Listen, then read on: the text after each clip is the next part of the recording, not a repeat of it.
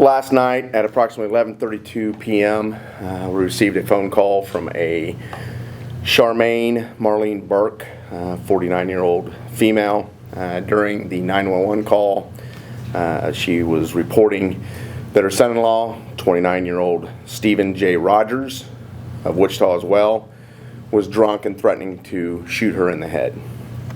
During this time frame, she was telling dispatch, giving descriptions, letting us know that her grandson was there as well, and kept reiterating that he was going to shoot her.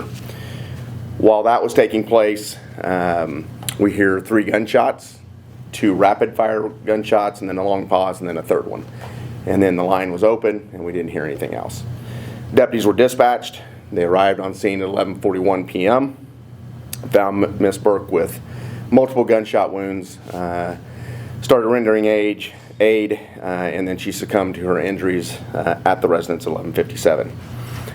During that time frame, we had information of the grandson being there, her giving us the information that it was her son-in-law prior to the gunshots, and we started broadcasting out to other law enforcement agencies the type of vehicle we were looking for and the name of the suspect.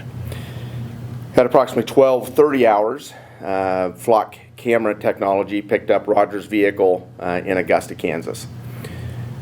Augusta PD and Butler County Sheriff's Office located the vehicle, followed it outside of Augusta, and then conducted a car stop.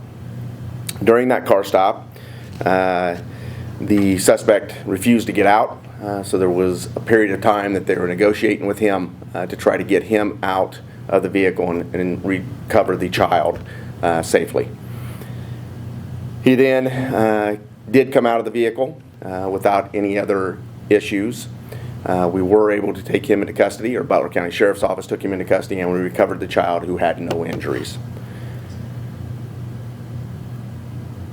Mr. Rogers was brought to the Sedgwick County Sheriff's Office, where this morning we booked him for first-degree murder and aggravated child endangerment.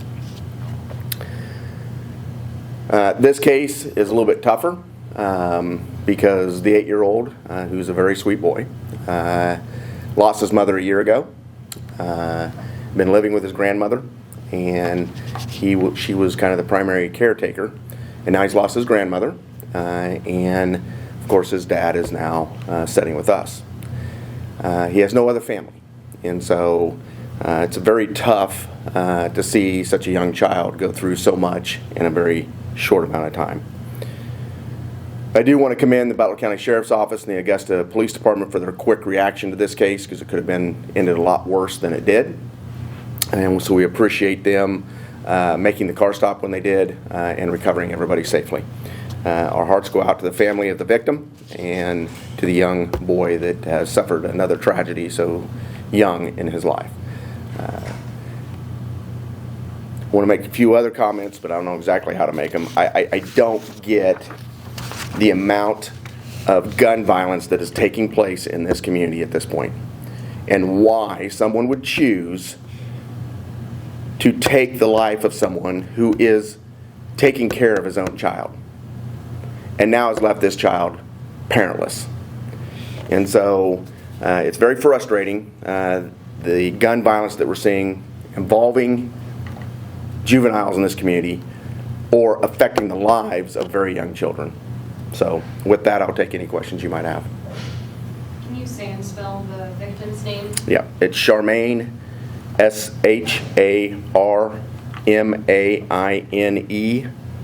Burke, Burke. Can you spell the suspect's name as well? Stephen, Stephen, Rogers, Rogers. And he's 29? He's 29. She was 49. She was 49. Her birthday's today.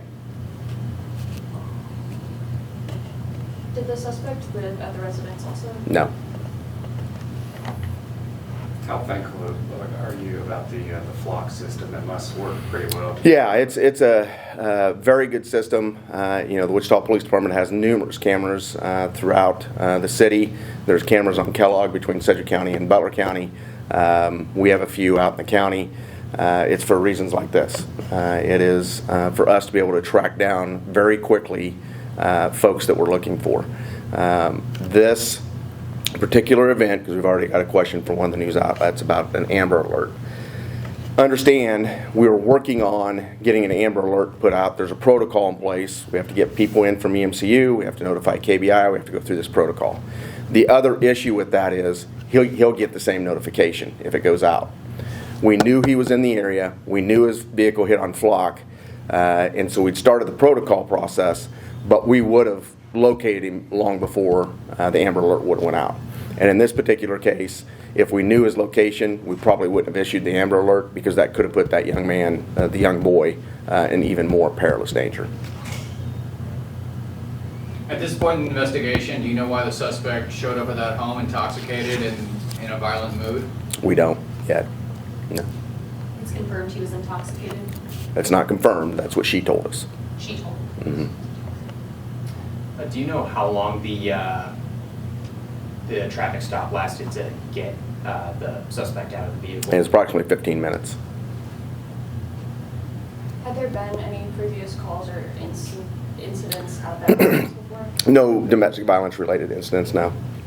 There had been another disturbance in the city, but it only involved the suspect in this case and another individual, not our victim. What's it like to respond to these calls for help where you're led to believe that the incident happens when you're on the phone and police just... Yeah, I mean, it does take a toll. I mean, the 911 caller heard all this live time, and there's nothing that 911 caller could do about it. Our deputies, it's being relayed to, and they're trying to get there as quick as they can, but we didn't get there in time. So does it take its toll? Yes. And then for investigators, dealing with the 8-year-old, describing what occurred, takes a toll.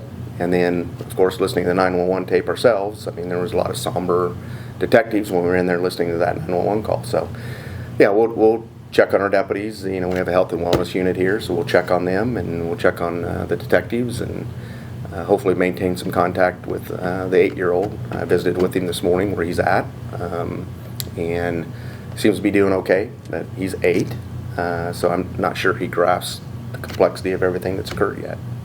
He's in the hands of the state. Yes, he's in police protective custody at this point.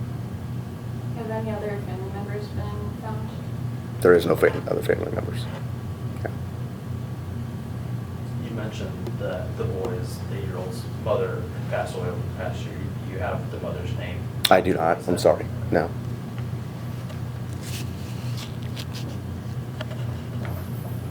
Any other questions? All right. Thank you all for being here. Thank you.